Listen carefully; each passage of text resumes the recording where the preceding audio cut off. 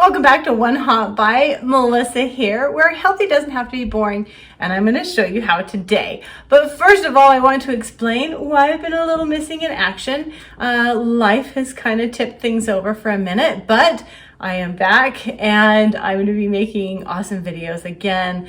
And thank you so much for those of you that have reached out, concerned, and wishing me back. And that has been my major motivation to getting back to you guys. I have quit my job, and in the process of that, I'm studying for a new license. So I'm changing my career outside of cooking for you guys. And those of you that have been with me for a while know that I teach high school golf, and girls golf season is in season. So I have that going on.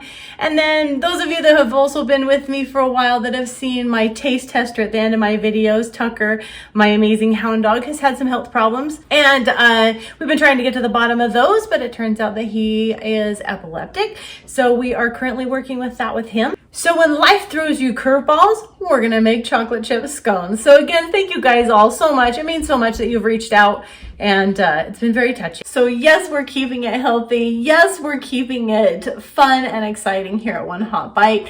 I am gonna make these amazing scones for you. Are they healthy? Yeah, we're gonna cut some corners and we're gonna make them pretty awesome. Are they the healthiest thing? I would say you could eat these every single day. No, I don't think I'd go that far, but these turn out really amazing and they're very tasty and sweet. I'm gonna show you some options along the way. But again, I really appreciate you guys. Thank you so much. And if you're new here, well, you just got a taste of what's gone on in my life. And stay with me and watch the cooking. It's really awesome. And if you love what you see here, please subscribe down below. Smash that like button and let's get cooking. So I'm going to start out with some chopped craisins here. We're going to add 2 tablespoons of water, kind of make sure they are submerged in the water just a little bit. We're going to microwave this on high for 15 seconds and let it sit for about 10 minutes. It's just going to make them moist and soak up all the liquid so they go great in these scones. This is that low-fat Bisquick that I have, and all of the ingredients are listed down below. A little sugar, a little cinnamon, whisk it together. We need chilled butter, and I like to grate it rather than use little cubes and try and cut them in. This works out really great. It looks like cheese, but it's actually butter. So we're going to mix this in and just bring it to a crumb-like texture, just like you would with any kind of pastry dough. We need to separate some eggs. So I have 1 egg here. We're going to separate the white and the yolk, and oh, the yolk did not cooperate. So I'm going to use very, very, very soft hands. I'm just going to pull that yolk out. This is what I get for taking 6 weeks off. So these are now separated, and let's go ahead and move on. So I'm going to add those craisins to our Bisquick sugar and cinnamon mixture.